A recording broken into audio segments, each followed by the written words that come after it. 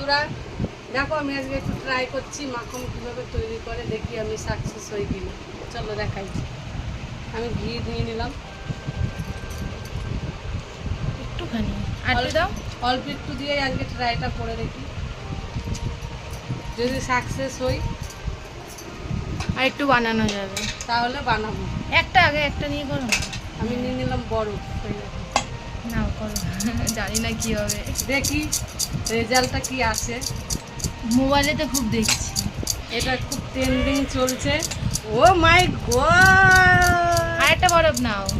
হবে হবে। চিনি লাগবে মনে হয়। আরে অত ছড়াচ্ছ কেন? আরে আমি দেখি না, আমি তো ট্রাই করছি, চিনি টিনি তো সবই দেবো লাস্টে। হবে বন্ধুরা, হবে। তো ঘি ঘি গন্ধ বেরাবে। তা মাখুন তো, ইউটিউবে তাহলে সব ভুল হয় না। ইরে না, আমি তো খুব খুশি।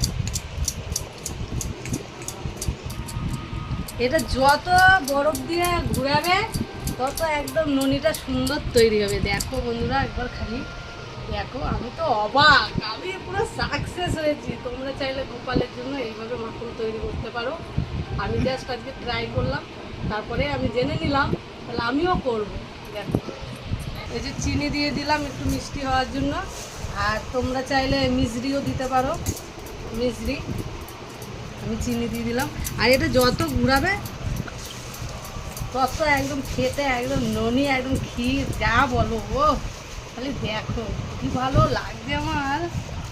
আমি তো খুব খুশি, আমি এটা করতে সাকসেস হয়েছি। আমি খুব খুব খুশি। আমি আজকে জাস্ট ট্রাই করলাম।